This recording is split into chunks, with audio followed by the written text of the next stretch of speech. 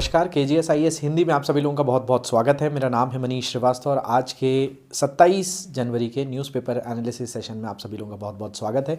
और देखते हैं कि क्या प्रमुख खबरें आई हुई हैं जिनको हम बेहतर तरीके से कवर करेंगे। ये सेशन आपको सुबह 7 बजे मिलता है, लेकिन आज सुबह कुछ टेक्निकल इशू की वजह से ये सेशन में कुछ समस्याएँ आई थी। इसकी वजह से हम आपको ये रिकॉर्डिंग फॉर्मेट में प्रोवाइड कर रहे हैं, लेकिन रोज़ाना आपको सुबह 7 बजे आना है और ये सेशन आपको वैसे ही मिलेगा। तो चलिए देख लेते हैं क्या क्या प्रमुख खबरें हैं 27 जनवरी के न्यूज़पेपर में और इनको अच्छे से हम समझते हैं। देखिए, इसमें सबसे पहला हमारा क्रम होता है आज से जुड़े हुए इतिहास के बारे में चर्चा करना। 27 जनवरी का इतिहास जो है वो कहीं ना कहीं बल्ब से जुड़ा हुआ है ना। एडिसन ने बिजली के बल्ब का जो पेटेंट लिया वो कब लिया? 27 जनवरी 1880 को लिया। इनके नाम पर बहुत सारे पेटेंट्स दर्ज थे, उनमें से एक ये खास दर्ज है। तो आज ही के दिन अमेरिकी वैज्ञानिक हैं थॉमस अल्वा एडिसन। इन्होंने क्या किया तो बल्ब का पेटेंट कराया था। 1847 में इनका जन्म 11 फरवरी को अमेरिका के मिलान में हुआ था और ये अपना पहला पेटेंट इलेक्ट्रिक वोट रिकॉर्डर के रूप में था। और इस समय एडिसन की सिर्फ 22 साल उम्र थी जब इन्होंने पहला पेटेंट दर्ज किया। एक IPR कहलाता है, इंटेलेक्चुअल प्रॉपर्टी राइट। इसके अलावा उन्होंने आवाज़ रिकॉर्ड कर प्लेबैक करने वाले फोनोग्राफ का भी आविष्कार किया। बल्ब में लगने वाले safety fuse, on off switch भी बनाए और मोशन पिक्चर के आविष्कार का श्रेय भी एडिसन को जाता है। ये जो है फोनोग्राफ के साथ एडिशन 1878 में नज़र आ रहे हैं, जिसकी वजह से आज हम बहुत सारी चीज़ें सुन पाते हैं, देख पाते हैं, वो इनकी पेटेंट की बदौलत है। चलिए, ये तो हुई इनकी अपडेट। आज हम कौन कौन से टॉपिक्स पर नज़र डालने वाले हैं उनको देख लेते हैं।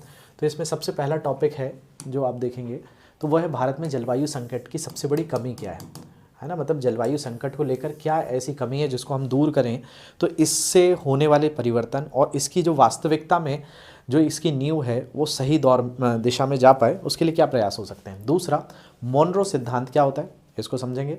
भारत और यूरोपीय संघ के बीच मुक्त व्यापार समझौता जो आज होना है उसके बारे में।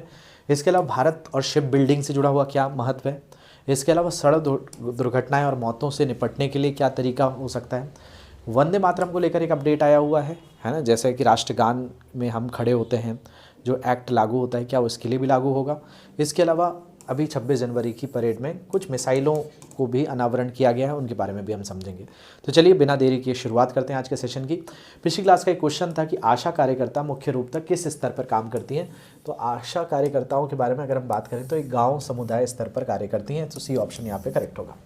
चलिए बढ़ते हैं। सबसे पहला आर्टिकल दिया है कि India's biggest climate gap could be language, है ना। अगर हम बात करें तो एक प्रश्न के माध्यम से इस चीज़ को समझते हैं कि भारत में जलवायु कार्रवाई की प्रभावशीलता में भाषा और संप्रेषण की भूमिका का विश्लेषण करना है। अब हम बात कर रहे हैं किसकी? सबसे पहले जलवायु परिवर्तन की या जलवायु एक्शन की, जलवायु कार्रवाई की। अब क्यों करना है जलवायु कार्रवाई? क्योंकि भाई ये एक ऐसा विषय है जिसकी वजह से पूरा विश्व परेशान है और अगर विश्व की समस्या है तो भारत भी उसका एक अंग है। तो अगर हम बात करें, हम UNFCCC के भी सदस्य हैं। इसके अलावा SDG गोल नंबर 13 की बात करें तो SDG जब 13 पढ़ते हैं आप तो ये सतत विकास लक्ष्य 13 जो है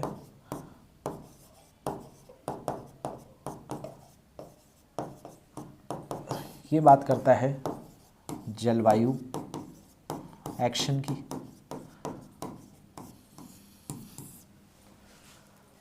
इसके अलावा अगर हम बात करें 2015 में COP21 की बैठक हुई, इसमें भी भारत ने हिस्सा लिया और भारत ने पेरिस समझौते पर हस्ताक्षर किए। तो भारत पेरिस समझौते का भी एक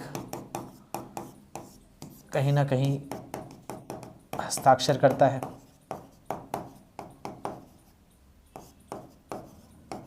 तो भारत इसका भी एक हस्ताक्षर करता है। भारत इस सतत विकास लक्ष्य 13 को भी कहीं ना कहीं लागू करता है। और वो जलवायु जो कार्रवाई है वो प्रभावित किसको कर रही है? मानव को ही कर रही है। दुनिया के अलग अलग पर्यावरण का एक प्रमुख हिस्सा है, तो वो सभी को लागू करना है। लेकिन यहाँ पे जो बात की जा रही है कि प्रभावशीलता में क्या अर्थ निकलता है, तो यहाँ देखिए एक शब्द है जिस पर बड़ा फोकस किया जाता है, लॉस एंड डैमेज। अब लॉस एंड डैमेज को अगर समझना है तो आप सारे लोगों ने मूवीज़ देखी हैं। अब जब आप मूवीज़ देखने जाते हैं तो कई बार मूवीज़ शुरू होने से पहले टोबैको को लेकर अवेयरनेस लाई जाती है ना। आपने कई ऐसी मूवीज़ में देखा होगा कि तंबाकू का विज्ञापन दिखाया जाता है कि तंबाकू खाने से कैंसर हो गया, और तंबाकू के उस पर भी लिखा जाता है कि भाई तंबाकू स्वास्थ्य के लिए हानिकारक है। हालांकि उसके बाद भी लोग सेवन करते हैं, लेकिन उन तरह की चीज़ों को दिखाने से कहीं ना कहीं ये संदेश, उसमें कई रियल स्टोरीज़ बताई जाती हैं कि इस व्यक्ति का जो जीवन है वो बीड़ी, सिगरेट, तंबाकू इन्होंने खा लिया। तो ये जो चीज़ है ये लॉस एंड डैमेज का एक रियल पिक्चर उदाहरण है। मैं ये नहीं कह रहा हूँ कि इसको दिखाने से लोगों ने तंबाकू खाना बंद कर दिया है, लेकिन उसको देखने से कहीं ना कहीं समाज के अंदर वो विचार तो जा रहा है कि ये इसलिए भी जिम्मेदार हो सकता है। तो हो सकता है कि कोई बड़ा तबका उसको देखकर प्रभावित होता हो, बच्चे प्रभावित होते हो कि इस तरीके की चीज़ें है ना, युवा प्रभावित होते हो। लेकिन अगर हम बात करें कि भाई जलवायु परिवर्तन वैश्विक तापन के कारण हो रहा है, और ये वैश्विक तापन की वजह से पृथ्वी गर्म हो रही है, पृथ्वी का तापमान में वृद्धि हो रही है, और इस तापमान की वृद्धि होने से हम देख रहे हैं कि भाई चक्रवात की घटना बढ़ रही है, बाढ़ की घटना बढ़ रही है, सूखे जैसी परिस्थितियां हो रही हैं। ठीक है, कृषि उत्पादन में परिवर्तन हो रहा है, कई आपदाएं आ रही हैं। तो ये सारी चीज़ें एक आम व्यक्ति को न पता है, न सरकारों का ये वोट बैंक का हिस्सा भी है, क्योंकि आज किसी भी जगह पर मुद्दे क्या हैं? रोजगार है, शिक्षा है, बुनियादी ढांचा है,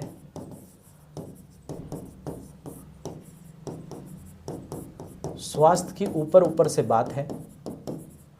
लेकिन इन मुद्दों में कई बार राजनीति होती रहती है, लेकिन आम व्यक्ति कभी पर्यावरण को लेकर सक्रिय नहीं है। जैसे अगर हम इसी विषय को थोड़े अलग एंगल से देखें, जैसे भाई दिल्ली का AQI 500 चला गया है, तो इसको देखकर रोज़ाना टीवी पर हो सकता है किसी शहर में जहाँ पर 200 से ऊपर भी AQI है, वहाँ के लोग अपने आप को भाग्यशाली मान रहे हैं कि भाई दिल्ली में बहुत ही ज़्यादा हालत ख़राब है, हमारी स्थिति तो अच्छी है। लेकिन वो 200 का AQI उनके लिए भी घातक है जहाँ वो बैठकर देख रहे हैं। तो ये एक तरह से आरोप प्रत्यारोप तक ही रह गया है, और वो भी कौन देख रहे हैं, है ना, जिन तक ये सारी, जिनके पास सुख सुविधाएँ टीवी तक वो देख पा रहे हैं, है ना, वो न्यूज़ चैनल्स पे ये सारी चीज़ें देखते हैं। लेकिन अगर हम आम व्यक्ति के अंदर जागरूकता की बात करें तो किसी व्यक्ति के पास ये जागरूकता नहीं है कि भाई अगर हम बिजली का इस्तेमाल कर रहे हैं और अत्यधिक बिजली का इस्तेमाल कर रहे हैं, मान लिया जाए घर में एक बल्ब ही जल रहा है, अगर वो अत्यधिक जलेगा तो उसकी वजह से क्या होगा? कार्बन का उत्सर्जन होगा। कार्बन उत्सर्जन होगा तो उस कार्बन उत्सर्जन से क्या होगा? वो कार्बन उत्सर्जन कहीं ना कहीं सूर्य से अवशोषण को बढ़ाएगा, जिससे पृथ्वी का तापमान बढ़ेगा, और वो पृथ्वी का तापमान वैश्विक तापन को बढ़ाएगा, जो वैश्विक तापन पर जलवायु परिवर्तन करेगी। उस जलवायु परिवर्तन के कारण किसान की कृषि खराब होगी, है ना। अगर हम AQI की बात करें तो एम्स की एक रिपोर्ट आई, एम्स ने बताया कि भाई 2022 के बाद से उनके पास कई ऐसे मामले आए हैं 5000 के बच्चों के जिनको फेफड़ों के रोग हो रहे हैं।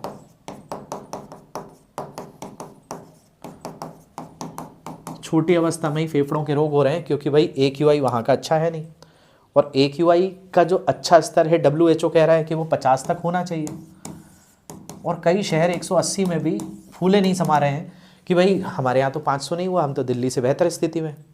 लेकिन उनकी भी कहीं ना कहीं उसमें गतिविधि है। तो इसका एक सबसे बड़ी चीज़ है कि इसको जो अवेयरनेस लानी चाहिए उस लेवल पे ही अवेयरनेस आई नहीं है, और जब अवेयरनेस आई नहीं है तो लोग उसको समझ नहीं पा रहे हैं। तो इसकी वजह से जो UNFCCC की बैठकें हैं वो भी पूरी तरह से सफल होती हुई नज़र नहीं आती। SDG 13 की बात करें, वो भी ज़मीनी हकीकत बिल्कुल अलग देखने मिलती है, क्योंकि किसी भी योजना को अगर सफल बनाना है तो आम व्यक्ति की भागीदारी को सुनिश्चित कराना बड़ा अनिवार्य हो जाता है। तो अगर हम बात करें भारत में जलवायु संकट की सबसे बड़ी कमी क्या है, तो जटिल वैज्ञानिक भाषा है ना। इस भाषा का इस्तेमाल किया जाता है लॉस एंड डैमेज, जो आम व्यक्ति नहीं समझ पा रहा है। हमें मिटिगेट करना है, क्या न्यूनीकृत करना है, क्या हमें अडाप्ट करना है, जैसे शब्द नीति निर्माताओं और विशेषज्ञों तक सीमित रह जाते हैं। आम समुदाय इन्हें अपने जीवन से जोड़ नहीं पाता। दूसरा, टॉप डाउन अप्रोच, जो बनाने वाले हैं सब ऊपर के लोग हैं, तो जलवायु नीतियाँ ऊपर से बनाई जाती हैं। स्थानीय भाषा में उसका कोई विकास नहीं है, स्थानीय संदर्भ में कोई नहीं है, और आम व्यक्ति उनको क्यों समझेगा। तो भाषा और अनुभव को शामिल नहीं किया जाता। और ये पाठ्यक्रम में भी अगर देखा जाए तो सही तौर पर 2000 के बाद से लोगों ने इसको बहुत अच्छे से यूनिवर्सिटीज़ में, स्कूल्स में थोड़ा बहुत पढ़ा है, थोड़ा बहुत, गहराई अभी भी कमी है। तो जब वो हमारे समाज में उतने स्तर पर रहा नहीं होगा तो हम पर्यावरण, प्रदूषण, इन सब की बात करेंगे लेकिन उसको ढंग से समझ भी नहीं पाएंगे। इसके अलावा भरोसे की कमी की अगर हम बात करें, जब संदेश स्पष्ट नहीं होता तो लोग चेतावनियों को गंभीरता से नहीं लेते, आपदा तैयारी अनुकूल कमज़ोर हो जाता है। तो एक बहुत बड़ी कमी संचार की है। अगर इसको बेहतर किया जाएगा तो इससे हम और बेहतर कर सकते हैं, ताकि हम जलवायु लक्ष्यों को आसानी से प्राप्त कर सकें। अब भारत के संदर्भ में ये क्यों गंभीर है, क्योंकि भारत अत्यधिक जलवायु संवेदनशील देश है, जहाँ बाढ़ भी आता है, सूखा भी आता है, चक्रवात भी आते हैं, हीट वेव, शिमला जैसे क्षेत्र भी हीट वेव की चपेट में आ गए थे। लेकिन स्थानीय भाषा में जोखिम की जानकारी सीमित है, हमारे पास कोई अर्ली वार्निंग सिस्टम का नहीं है, का लाभ है भी तो पूरा लाभ नहीं आम व्यक्ति उठा पा रहा है ना। वायनाड में बाढ़ आई, नहीं हम उसको सही तौर पर हैंडल कर पाए। समाधान क्या है? सबसे पहला समाधान है क्लाइमेट कम्युनिकेशन फ्रेमवर्क, वैज्ञानिक जानकारी को बहुत सरल तरीके से स्थानीय व्यवहार, आम भाषा में, बोलियों में समझाना, कि ताकि वो लोग उससे रूबरू हो पाएँ। नहीं तो उनके लिए कई ऐसी पुरानी चीज़ें चली आ रही हैं जिसमें जैसे कि भाई ग्रामीण क्षेत्रों में लकड़ी जलाना बहुत आम सी घटना है और उसको वो कोई गलत भी नहीं मानते। लेकिन अगर उनको ये बताया जाए कि भाई इस लकड़ी जलाने से भी कार्बन उत्सर्जन हो रहा है, इसके दूसरे विकल्प की ओर हम जा सकते हैं, है ना। हम LPG को इस्तेमाल कर सकते हैं, हम PNGs के लिए उनको प्रमोट कर सकते हैं। तो ये सारी चीज़ें कहीं ना कहीं पहले उनके विचार में तो जाए, लेकिन उसको समझाने के लिए कोई प्रणाली है ही नहीं। दूसरा, लोकलाइजेशन ऑफ क्लाइमेट नॉलेज, ग्राम में यानी गांव स्तर पर, शहर, तटीय क्षेत्र के अनुसार अलग अलग संदेश। उदाहरण, जैसे उड़ीसा में बहुत बड़े स्तर पर चक्रवात जब आते हैं तो उसको लेकर बड़े प्रयास किए गए वहाँ राज्य सरकार के द्वारा। उनको स्थानीय भाषा में उड़ीसा में चक्रवात चेतावनी मॉडल, SMS स्थानीय भाषाएं आधारित अलर्ट जारी करके उनको चेतावनी दी जाती थी। धीरे धीरे अब वो उससे काफ़ी सक्रिय हो गए। इसके अलावा भरोसेमंद संस्थाओं की कमी है। इसमें केवल एक व्यक्ति, एक सरकार, एक समाज मिलकर नहीं करेगा। इसमें पंचायतों को भी भूमिका निभानी होगी, शिक्षकों को भी, स्थानीय नेताओं को भी, स्वयंसेवी संगठनों को भी। इससे नीतियां स्वीकार्य होंगी और प्रभावी बनती जाएंगी, जिससे हम जलवायु लक्ष्यों को सही समय पर, सही तौर पर, सही ढंग से अपना पाएंगे और देश के अंदर बदलाव कर पाएंगे। चलिए अगले एडिटोरियल पर बढ़ते हैं। अगला एडिटोरियल दिया है the Donroe doctrine Venezuela fragile pragmatism. यहाँ बात की जा रही है कि डोनाल्ड ट्रंप जो नीति अपनाते हुए नज़र आ रहे हैं वो कहीं ना कहीं अमेरिका के अंदर एक राष्ट्रपति हुए जिनका नाम था मोनरो, और उन मोनरो के नाम पर एक डॉक्ट्रिन पड़ी हुई थी जिसका नाम था मोनरो डॉक्ट्रिन। क्या थी ये मोनरो डॉक्ट्रिन? मोनरो डॉक्ट्रिन जो थी वो विश्व युद्ध से पहले की थी, 1823 के पास की घटना से जुड़ते देखने मिलता है, जिसमें अमेरिका पहले यूरोपीय देशों के ऊपर हस्तक्षेप करता था, बाद में धीरे धीरे खत्म किया और लैटिन अमेरिका के ऊपर उसने ये हस्तक्षेप शुरू किया। लैटिन अमेरिका में जैसे अर्जेंटीना हो गया, ब्राज़ील हो गया, वेनेजुला हो गया, और हाल ही में आपने सुना 15 जनवरी के दिन अमेरिका ने एक एक्शन लिया और वेनेजुला के राष्ट्रपति निकोलस मडूरो को वहाँ से उठाकर अमेरिका ले आए। वहाँ पर डोनाल्ड ट्रंप एक एक्टिंग प्रेसिडेंट के तौर पे काम करने लगे। तो ये जो चीज़ हो रही है ये मोनरो डॉक्ट्रिन जैसी ही है। तो मोनरो डॉक्ट्रिन मैंने आपको बताया, ये सिद्धांत अमेरिका की राजनीति में आज का नहीं है, बहुत पुराना है, 1823। इसी को मोनरो डॉक्ट्रिन को क्या कहा जा रहा है? तो इसको यहाँ पर एक शब्द दिया है डॉनरो डॉक्ट्रिन। डॉनरो डॉक्ट्रिन जो है वो डोनाल्ड ट्रंप के नाम से हो रहा है कि डोनाल्ड ट्रंप वही कर रहे हैं कि हस्तक्षेप करना चालू कर रहे हैं लैटिन अमेरिका में। तो अमेरिका के राष्ट्रपति हुए हैं जेम्स मोनरो, इनके द्वारा घोषित की गई थी मोनरो डॉक्ट्रिन। इसका मूल विचार था कि अमेरिकी महाद्वीप में यूरोपीय हस्तक्षेप अस्वीकार के बदले में अमेरिकी यूरोप में आंतरिक मामलों में दखल नहीं देगा। अगर यूरोप उनके मामलों में दखल नहीं देगा तो हम भी नहीं देंगे। और वही चीज़ क्या धीरे धीरे सिद्धांत बदलकर लैटिन अमेरिका में अमेरिका प्रभुत्व का औजार बन गया। और वेनेजुला की जो स्थिति है आज के डेट में देखा जाए तो आर्थिक संकट से जूझ रहा है, तेल पर अत्यधिक निर्भरता है और इसके कारण महंगाई, अमेरिकी प्रतिबंधों से तेल निर्यात घटा, मुद्रा संकट उत्पन्न हुआ, महंगाई उत्पन्न हुई, गरीबी बढ़ गई और अमेरिका द्वारा मडूरो सरकार को अवैध ठहराने की कोशिश में अभी ट्रंप अपने आप को एक्टिंग प्रेसिडेंट ऑफ क्या कहते हैं, एक्टिंग प्रेसिडेंट ऑफ वेनेजुला कहते हैं, है ना। शांति का पुरस्कार भी उन्होंने ले लिया है। तो इन सारी घटनाओं से सीखने वाली बात है कि भाई ये घटना वेनेजुला के साथ हुई क्यों। वेनेजुला जो कि दुनिया के ऐसे तेल के भंडारों में सबसे आगे है, उसने किसी एक देश पर निर्भरता अधिक कर दी और वही निर्भरता आज ये हो रही है कि अमेरिका ने वही कॉन्सेप्ट उठाया कि पहले वो उनके ऊपर निर्भर थे, अब अमेरिका की वजह से पूरी इकनॉमी रन हो रही है, अमेरिका जैसा चाहे वैसा तब्दील कर दे। तो यहाँ पर सबसे महत्वपूर्ण इस आर्टिकल का संदेश यही है कि इससे भारत को सीखने के लिए बहुत सारी चीज़ें ज़रूरी हैं कि अगर हमने संतुलन की नीति नहीं अपनाई तो हमारी स्थिति भी आगे चलकर हो सकता है कि इस जैसी दिखे। और हालांकि भारत ने बहुत अच्छे से इन चीज़ों को हैंडल किया है, लेकिन ये ग्लोबल लेवल पर एक बहुत ज़्यादा एक कहीं ना कहीं अलर्ट जारी करता है कि किस तरह की नीतियां आपको कब आगे निकट भविष्य में विपरीत पड़ जाती हैं। वो वेनेजुला इसका सटीक उदाहरण देखने मिलता है। तो यहाँ पे अगर हम आगे बढ़ें तो नेक्स्ट आर्टिकल जो है कि इंडिया और यूरोपियन यूनियन ने क्या किया है, सारे नेगोशिएशंस कर लिए हैं यूरोपियन यूनियन और भारत के बीच में। और आप लोगों को पता होगा कि अभी 26 जनवरी को हम क्या करते हैं, हमारे गणतंत्र दिवस में कर्तव्य पथ पर परेड होती है। इस परेड में कोई ना कोई विदेशी प्रमुख को हम आमंत्रित करते हैं। इस बार उर्सुला वॉन डेर लियन जो हैं, जो यूरोपियन यूनियन की चीफ हैं, वो हमारी मुख्य अतिथि थी। और हमारे 27 जनवरी यानी आज की तारीख को क्या होने वाला है, एक समझौता होने वाला है। जो समझौता विशेष तौर पर क्या है, एक तरह का फ्री ट्रेड एग्रीमेंट है जिसको कहते हैं मुक्त व्यापार समझौता। और ये मुक्त व्यापार समझौता दो देशों के बीच में है, यानी इसमें यूरोपियन यूनियन के 27 देश शामिल हो जाते हैं और भारत, यानी भारत से जाने वाली वस्तुओं पर, मतलब भारत से जाने वाली वस्तुएं यूरोप में सस्ती बिकेंगी और यूरोप से आने वाली चीज़ें भारत में सस्ती बिकेंगी क्योंकि टैरिफ्स कम किए जाएंगे। तो यही होता है मुक्त व्यापार समझौता, जिसके तहत दोनों देश अपने यहाँ व्यापार को और प्रभावी करते हैं। तो ये चित्र नज़र आ रहा है जिसमें हमारे प्रधानमंत्री नरेंद्र मोदी साहब जो हैं यूरोपियन यूनियन की जो चीफ हैं उर्सुला वॉन डेन, इनको रिपब्लिक डे सेलिब्रेशन में शामिल करते हुए नज़र आ रहे हैं। तो इंडिया यूरोपियन यूनियन के बीच में कई दौरों की बैठक चल रही थी, उसके बाद ये फाइनल स्टेज पे आई है। नेगोशिएशंस जितने भी थे वो अलग अलग लेवल्स के हो गए हैं और अब जो है इसको आगे बल दिया जाएगा हस्ताक्षर करके। तो भारत और यूरोपीय संघ की बात करें तो भारत और यूरोपीय संघ के बीच मुक्त व्यापार समझौते पर वार्ताएं लगभग पूरी हो गई हैं।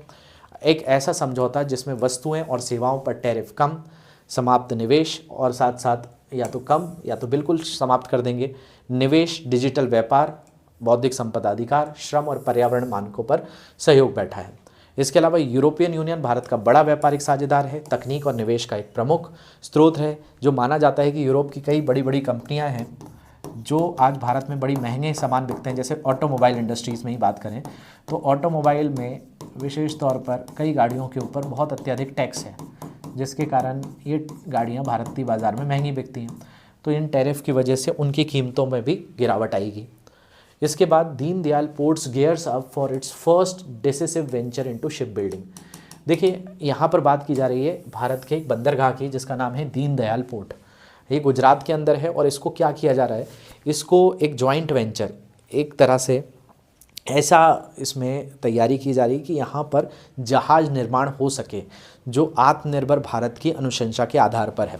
अब देखिए अगर हम बात करें, भारत में अलग अलग बंदरगाह हैं और इन बंदरगाहों में एक बंदरगाह को चुना गया है। ठीक है, यहाँ पर ध्यान से समझते हैं। भारत के पास अलग अलग बंदरगाह हैं, कुछ राष्ट्रीय स्तर के हैं, कुछ नेशनल पोर्ट्स हैं और कुछ अंतर्राष्ट्रीय बंदरगाह हैं।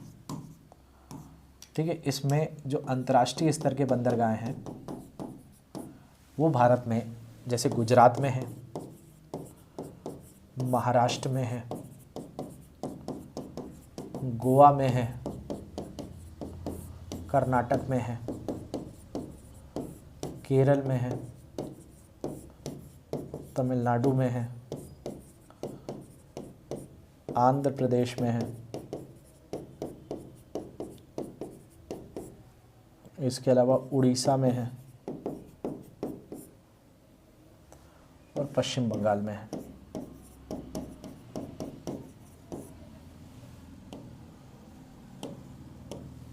जो पश्चिम बंगाल में है वो एक बंदरगाह है जिसका नाम है हुगली, दूसरे का नाम है कोलकाता। गुजरात में जो है इसका नाम है कांडला, और ये कांडला का ही नाम दीनदयाल उपाध्याय के नाम पे रख दिया गया है। इसको दीनदयाल उपाध्याय पोर्ट कहा जाता है। महाराष्ट्र में मुंबई में दो हैं, एक मुंबई बंदरगाह जो सबसे बड़ा है और दूसरा है नाहवा शेवा, इसको JNPT के नाम से भी जाना जाता है। गोवा में मार्मगांव है, कर्नाटक में मैंगलोर है, केरल में कोच्चि है, तमिलनाडु में चेन्नई है और दूसरा तूतीकोरिन है। चेन्नई का एक और सब्स्टिट्यूट बनाया गया है, यहाँ पे पाराद्वीप है, उड़ीसा में पाराद्वीप है और आंध्र प्रदेश में विशाखापट्टनम है। तो ये अलग अलग भारत के अंतर्गत द्वीप है, ये आपके बंदरगाह हैं और ये अंतर्राष्ट्रीय स्तर के बंदरगाह हैं जहाँ से अंतर्राष्ट्रीय व्यापार होता है। इसमें दीनदयाल बंदरगाह का इस्तेमाल जो किया जा रहा है ना, हालांकि ये हरित ऊर्जा पर चलने वाला एक पोर्ट है, यहाँ पे ग्रीन एनर्जी का यूज़ किया जाता है। ये दोनों भी जो हैं ये हरित ऊर्जा आधारित है। अब देखिए भारत में जो शिप बिल्डिंग है, जहाज़ों का निर्माण है, इन जहाज़ निर्माण में 3 जगह बड़ी प्रसिद्ध थी। एक मुंबई में जिसको मझगांव डॉकयार्ड्स कहा जाता है, एक है कोच्चि में, इसको कोच्चि डॉकयार्ड कहा जाता है, और तीसरा जो सबसे बड़ा है वो है garden Reach ship builders limited.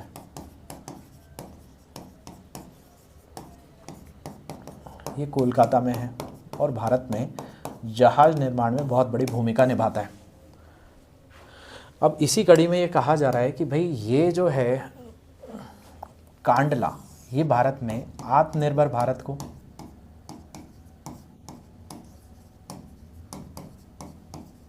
बढ़ावा देगा।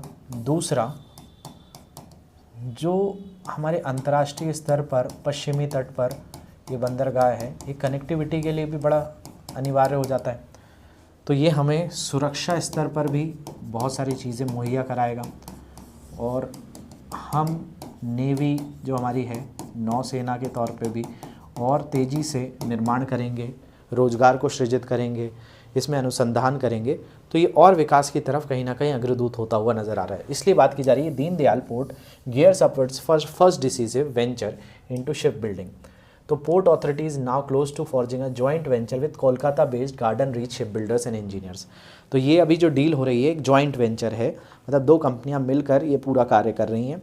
और इसमें जो मैंने आपको बताया ये जो कंपनी है garden Reach ship builders limited, इसके साथ एक तरह से समझौता हो रहा है किसका, कांडला पोर्ट का। अब ये मिलकर जहाज निर्माण करेंगे।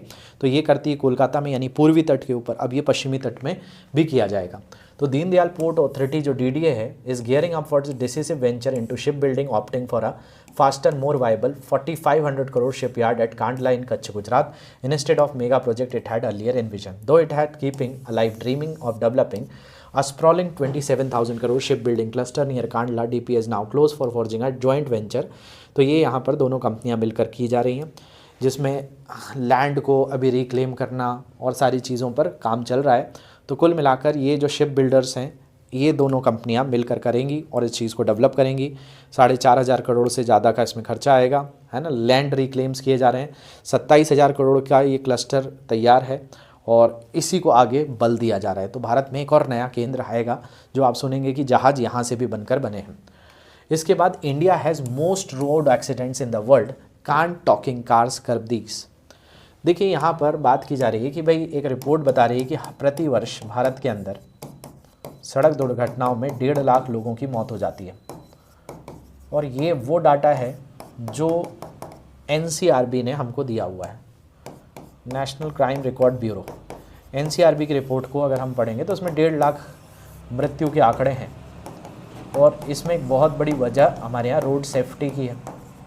अब रोड सेफ्टी के अलग अलग पैमाने हैं कि रोड सेफ्टी में ओवर स्पीडिंग एक प्रॉब्लम है कि लोग ज़रूरत से अधिक स्पीडिंग में गाड़ी चलाते हैं।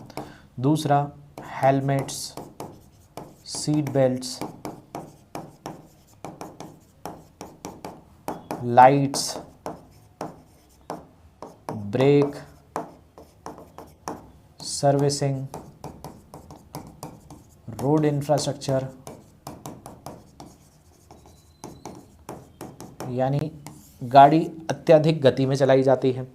जो सुरक्षा पैमाने हैं उनको नहीं अपनाया जाता। गाड़ी का सही समय पे मेंटेनेंस भी नहीं होता। दूसरा, सड़कों की स्थितियां भी बहुत विकराल हैं। ये सारी कारण कहीं ना कहीं रोड एक्सीडेंट्स के बनते हैं और इनकी वजह से बहुत सारे लोग अपने परिवार के कई प्रमुख लोगों की जान गंवा देते हैं। देखिए, ये मामला किसी बीमारी से नहीं है ना, ये किसी जंग से नहीं है, ये एक सड़क पर जाने से है। तो दुनिया में अभी आप लोगों ने सुना होगा कि बहुत सारे विमान दुर्घटनाएं हुई। विमान दुर्घटना को अगर देखा जाए तो भारत में अभी अहमदाबाद में एक विमान दुर्घटना हुई। एयर इंडिया का प्लेन जो था, उसमें जितने लोग सवार थे, बाकी मेडिकल कॉलेज पर जब गिरा तो उस पर भी बहुत सारे लोगों की जान गई। उसके बावजूद भी ये एक हैरान करने वाला डेटा है कि सभी परिवहनों में सबसे सेफ़ जो है वो एयर है, क्योंकि उसमें बहुत सारे सेफ्टी प्रोटोकॉल्स का ध्यान रखा जाता है, उसके बाद उसको लागू किया जाता है। ठीक है, उसको सीधे तौर पर इस तरीके से नहीं किया जाता। तो अब यहाँ सवाल उठता है कि भाई जब रोड हमारे लिए अनसेफ्स हैं, रोड में जो है सेफ्टी का पैमाना कहीं ना कहीं जुड़ा हुआ है, तो ये हमें कहीं ना कहीं उस तरफ से इंडिकेट करता है कि जैसे वायु के लिए जो प्रयास हैं वो क्यों इतने बेहतर हैं। एक्सीडेंट्स होगा तो वहाँ पर जितने लोग उसमें सवार हैं वो अपनी जान गंवाएंगे, लेकिन इतने बड़े लेवल पर दुनिया में कितने विमान उड़ रहे हैं और उसके बाद वो सुरक्षित गंतव्यों तक पहुँच पा रहे हैं, तो वहाँ पे सुरक्षा पैमानों का, टेक्नोलॉजी का बहुत अच्छे से प्रयोग किया गया है। अब इसी में एक टेक्नोलॉजी की बात की गई है जिसको कहते हैं V2V। अब आप पूछेंगे सर ये V2V क्या तकनीक है? तो V2V तकनीक है जिसको कहते हैं vehicle to vehicle. Vehicle to vehicle का अर्थ क्या हुआ?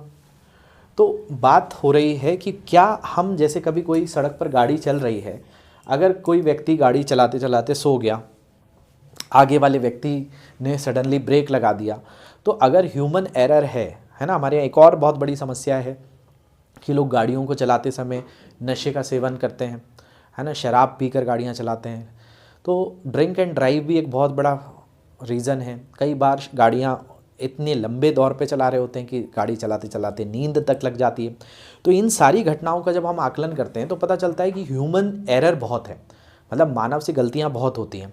अब उस जगह पर गाड़ी तो एक क्या है, मशीन है जिसका काम है जैसा इंसान उसको चलाएगा वैसे चलती है। लेकिन ये जो V2V टेक्निक है, इसमें कार ही कार से बात कर सकती है। और अगर किसी कार 300 मीटर की रेंज में कोई दो कारें हैं, वो आपस में अगर कांटेक्ट कर लें और सही टाइम पर ब्रेक लग जाए तो बहुत जानें बचाई जा सकती हैं।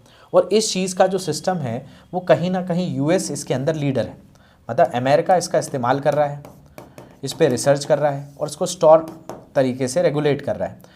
फोक्सवैगन, गोल्फ 8 और कई मॉडल्स US में हैं जिनमें V2V तकनीक का इस्तेमाल किया जाता है। यूरोपियन कंट्रीज़, फ्रांस की बात करें, ठीक है, जर्मनी की बात करें, UK की बात करें, ये भी V2V तकनीक का इस्तेमाल कर रही हैं। चाइना एक और है जो V2V का इस्तेमाल कर रहा है, UAE बात करें, ठीक है। इसमें बात करें ब्राज़ील, मैक्सिको जो है, इसने भी एक अर्ली स्टेज में V2V तकनीक का इस्तेमाल किया है। अब सवाल उठता है भारत के लिए, तो the union government is planning to launch a vehicle to vehicle safety system to prevent road accidents, death and reduce traffic. V2V communication is a wireless technology that enables vehicles to communication or talk with one another. This essentially means that vehicle can share real-time information such as speed, location, acceleration, and braking with each other. At a meeting of Parliamentary Contemplative Committee on January 22nd, Union Minister Nitin Gadkari said that the Department of Telecommunication has allocated 30 GHz radio frequency for the development of such communication system. The V2V system is similar to the aviation sector technology. और ये बात की जा रही है कि plane इतने हवा में उड़ते हैं तब नहीं टकराते हैं, है ना, यहाँ धरती पे तो दिख रहा होता है तब टकरा जाते हैं। तो ये जो प्लेन्स तकनीक यूज़ करती हैं, इसको लेकर 22 जनवरी को एक बैठक हुई जिसमें नितिन गडकरी साहब जो हैं उन्होंने बताया कि भाई हमारा जो टेलीकम्युनिकेशन विभाग है, दूरसंचार विभाग है, वो कुछ आवृत्तियां अलॉट कर रहा है जिसके आधार पर ये V2V तकनीक अपनाई जाएगी ताकि हमारी गाड़ियां, हमारा शरीर, हमारे जो देश का यातायात है वो बेहतर हो सके, और साथ साथ रोड एक्सीडेंट्स के साथ साथ जो कई घायलों के मामले हैं वो धीरे धीरे कम किया जा सके, रोड पर चलना एक तरीके से बेहतर अवसर हो सके। क्योंकि मैंने आपको बताया इस V2V तकनीक का इस्तेमाल मतलब ऐसा है कि इसमें व्हीकल टू व्हीकल तकनीक है जिसमें कोई एक गाड़ी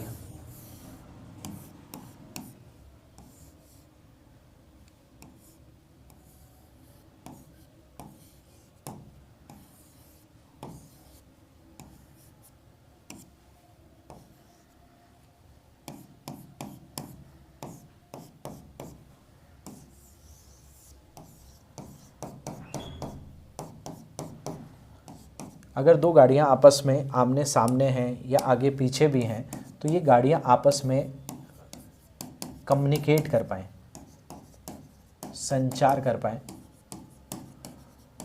और संचार करने के बाद ये क्या साझा करेंगी, इनकी स्पीड साझा करेंगी कि ये किस गति में गाड़ियां चल रही हैं, इनकी ब्रेकिंग से जुड़ी हुई सारी अपडेट्स हैं, ठीक है, इनकी दिशाओं से जुड़े हुए यानी नेविगेशन भी ये रहेगा। तो इन सारी चीज़ों के आधार पर जो रोड एक्सीडेंट्स हैं इनको कम किया जा सके,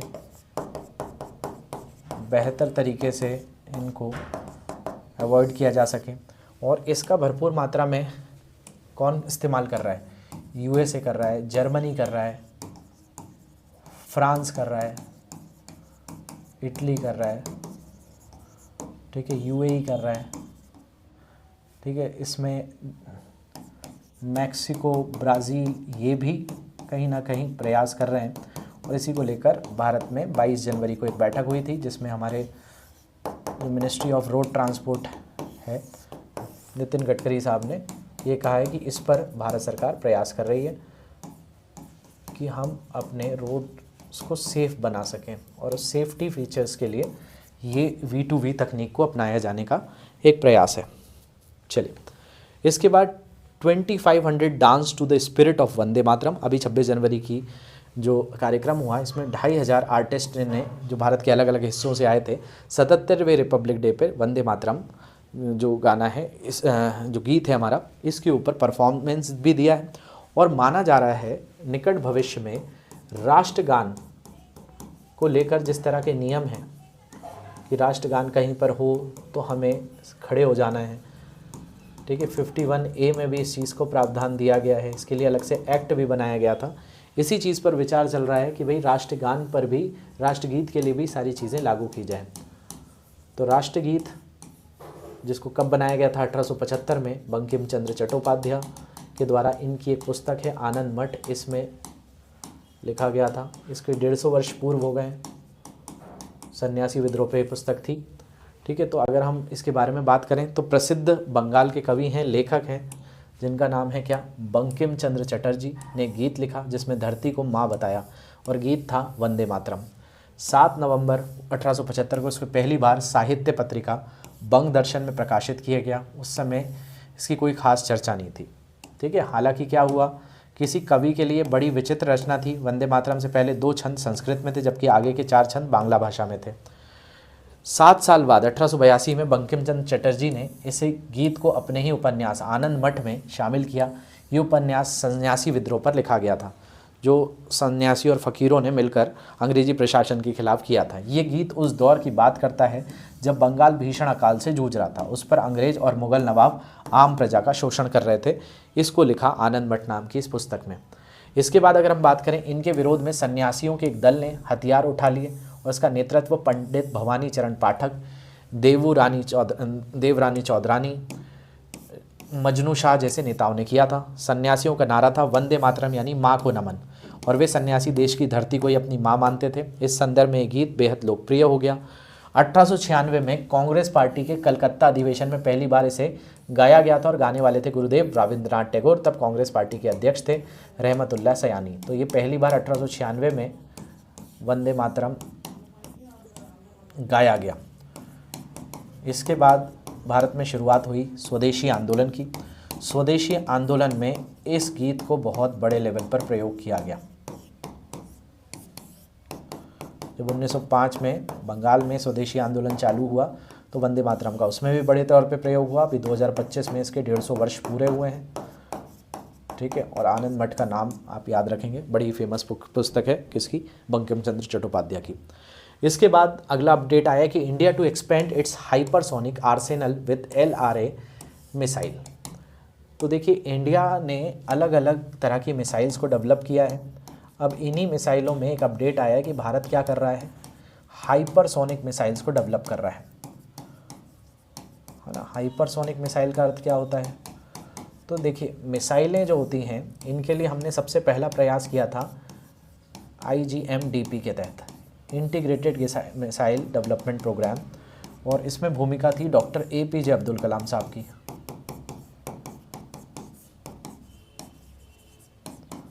इसके तहत भारत ने पहली बार मिसाइलों को स्वदेशी तौर पे निर्माण करना चालू किया, जिसमें 5 मिसाइलें शुरुआत के दौर पे लाई गई थी, जिसमें थी पृथ्वी,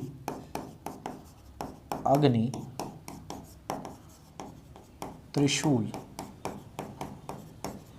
नाग और आकाश।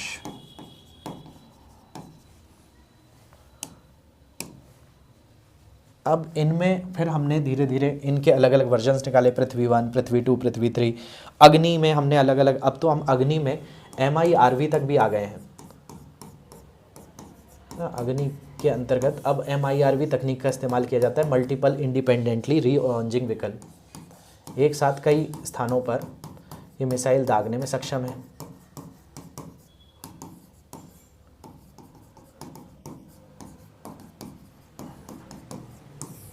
ठीक है, इसको MIRV तकनीक कहते हैं।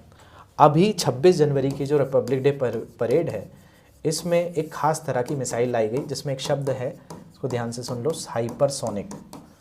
हाइपरसोनिक का मतलब क्या होता है, तो देखिए जब कोई मिसाइल ध्वनि की गति से चले, ध्वनि की गति को इसमें दर्शाया जाता है 1 मैक से। 1 मैक से, 1 मैक का अर्थ होता है 334 मीटर प्रति सेकेंड।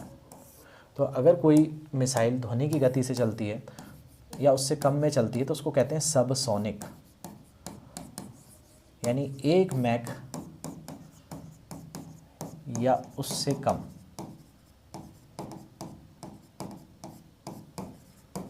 उसको क्या कहा जाएगा, सबसोनिक। फिर है दूसरी सुपरसोनिक। सुपरसोनिक है 1 से 5 मैक।